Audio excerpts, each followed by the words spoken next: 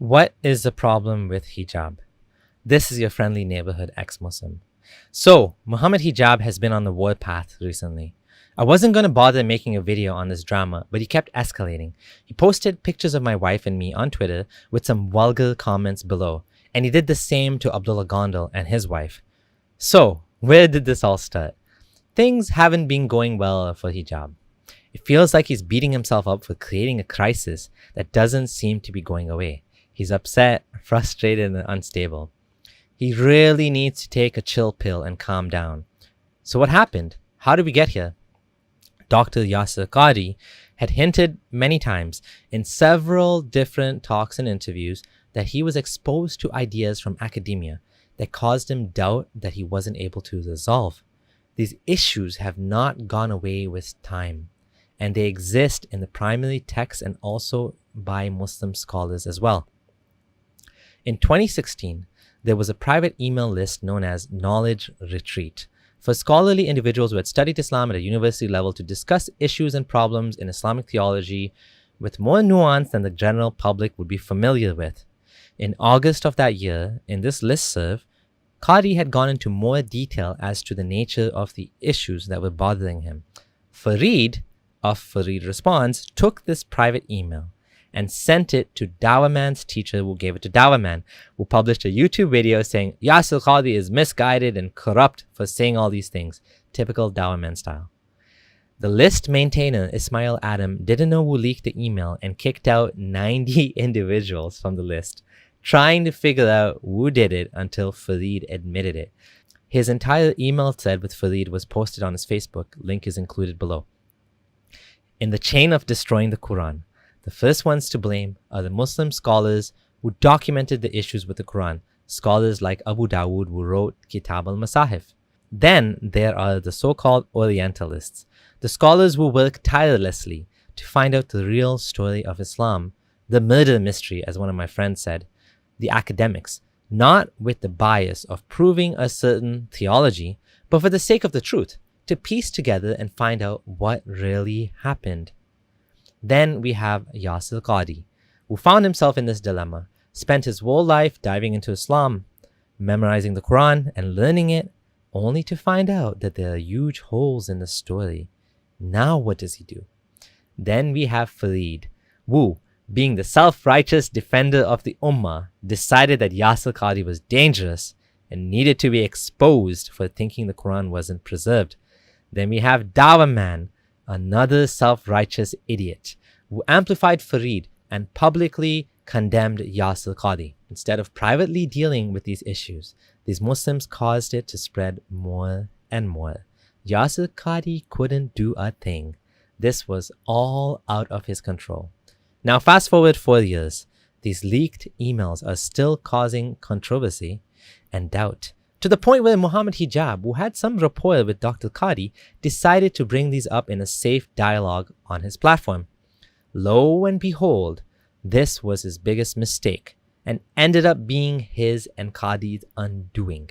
He asked Dr. Yasir Qadhi about the preservation issue, saying that this was the most popular question that people had for him. On this point, I just wanted to go to another thing, which is probably the most, when I put on the community page, the most asked thing, which is there was a video that was released by one of our brothers some time ago, Brother Imran, and he released this big video about the leaks of some kind of email chat that you were involved in about preservation of Quran. Okay. Yasir tried to hold him off and told him not to push the issue. What would you write?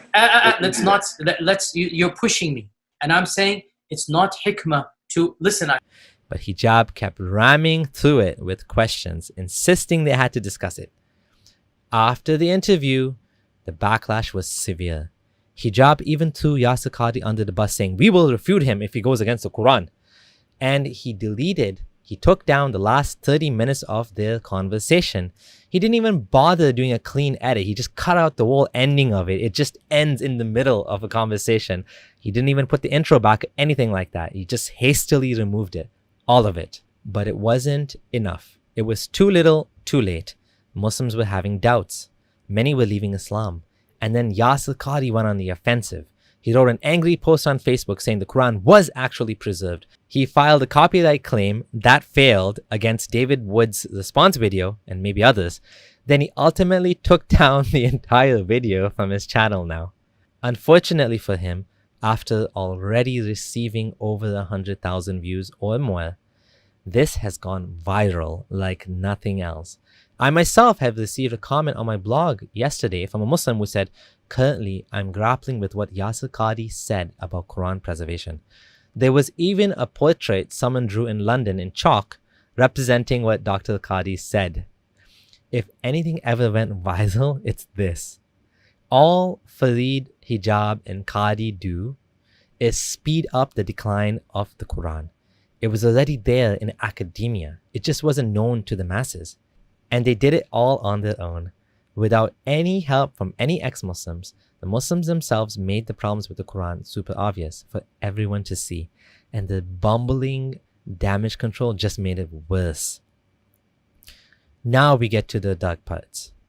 Hijab recently told apostate prophet to commit suicide, which is definitely harassment. What was his justification? He ended up uploading a clip justifying what he said. He said, "Oh, you guys don't think there's anything wrong with suicide, so what's the problem?" Likewise, I said to a puss recently, I said to him, look, if I were you, a coward like yourself, I'd rather die from the cowardliness that I have, the pain of a coward, than continue, or something to this effect. So go and jump off a building, go and kill yourself, because it shouldn't be morally objectionable on your worldview. I'm paraphrasing what I said, not word for word. So there was uproar from his people. It's like, how can you say this? How can you wish death upon him? What's wrong with wishing death? And what is wrong with asking someone to kill themselves on your worldview? What is wrong? This is his logic.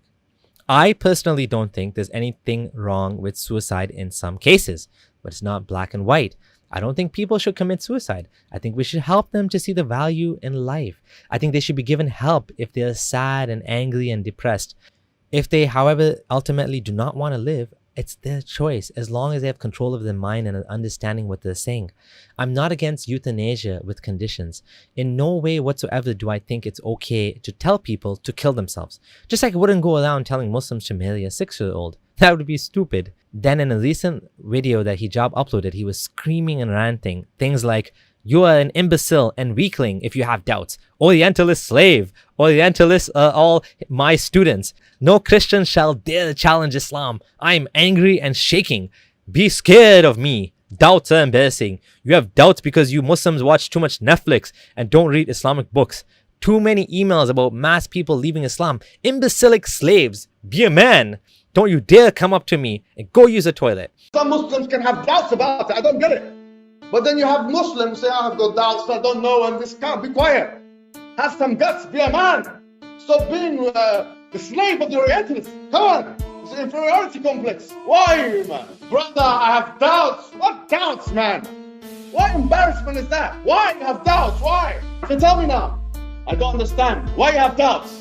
What kind of man are you anyway? Huh? What kind of woman are you? What kind of Muslim are you? What kind of Muslim are you? Let's be honest about the situation. Putting doubts in that one's heart and that one's mind and this one's soul. Quiet, man.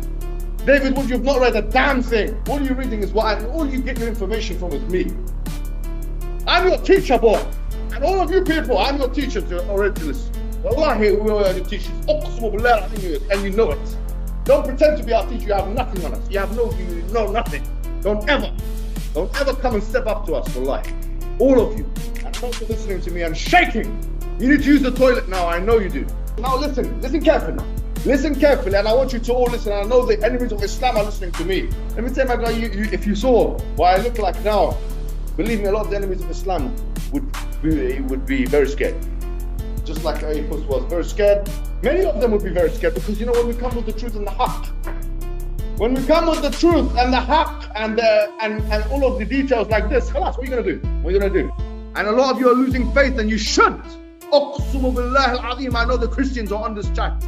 Lose faith. I tell you, lose faith. It's better for you. Uqsum billah, you are deceived and self-deluded. Dunning-Kruger effect, you jokers, you imbeciles. How dare you talk about the Quran, you imbecilic individuals. Sahaba were going to beat each other up because they didn't know. Is this one saying it? Get the hell out of here. Get the hell out of here. And these weak Muslims in the West, sending me emails and this, I'm losing my faith and I'm a Hafiz. I'm losing, get the hell out. You are never a strong believer in the first place, you weakling. You're a weakling because you don't know your tradition. You're sitting there watching Netflix and you don't read the books of Islam. That's why you are where you are. That's why you are where you are, you imbecile. You can see he's not well from this clip. He doesn't seem okay. He's very upset and incredibly unstable. He really needs to stop right now and take a break. Step away from this whole thing because he's going way too far. After Abdullah Gondal posted this clip of him saying these things with a link to the full lecture, he went crazy and he has started posting pictures of me, posting pictures of my wife, as well as Gondal and his wife with some vulgar, sexually explicit captions. I'm not going to repeat what he said here, but it's BDSM related. Hijab seems to know a lot about this stuff. He seems to be so well acquainted in these matters. Seems like he's quite a naughty boy. I had to Google this stuff myself. The most embarrassing thing here is that hijab is giving Muslims and non-Muslims knowledge of sexual kinks. A Muslim preacher mentioning golden showers, caging, and I don't know what. Hijab posted the pictures with, do we have permission from them to disparage the loved ones? And then he said, what in that phraseology indicates that I want to insult your wife? I don't care to do so, but you are a moral hypocrite. You should give us permission to disparage your loved ones if you value freedom. He's saying, I'm not going to insult your wife. He's posting pictures of them, but he's basically dog whistling to others to go ahead and abuse our loved ones. Hijab isn't getting it. Mocking public figures, especially ones who have passed away, does not give you the right to retaliate and mock and attack and publicly abuse people's children or wives. These are living people. This may be harassment. There's no law against mocking dead people.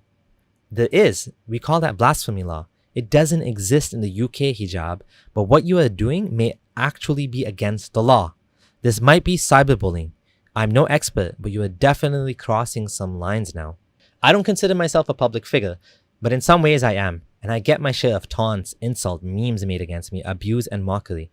I wouldn't say I like it, but I'm used to it. I can live with it. I have a tough skin. So go ahead. Waste your time on doing that if you want. I don't care. But I tell you, do something more useful with your life. But when you involve another person here, who in this case is Sandra and Cheryl, what sense is there?